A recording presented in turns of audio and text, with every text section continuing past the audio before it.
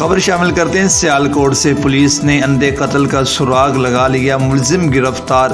थाना कैंट के इलाका भट्टे कला में 10 रोज़ कबल अलियास मसीह को कत्ल किया गया। मजीद इस पर रिपोर्ट करेंगे हमारे नुमाइंदा डॉक्टर अली इमरान। जी बिल्कुल, मुलजम हलील ने लेन देन के तनाज़ा पर मकतूल लियास को छुरियों के वार करके कत्ल किया था।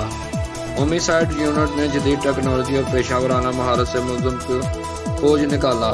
पुलिस ने मुलजम को जनरल बस स्टैंड पर इस वक्त गिरफ्तार कर लिया जब वो शहर से फरार होने वाला था। कैमरामैन टीम के साथ अली इमरान, सिटी 5 न्यूज़, सियालकोट।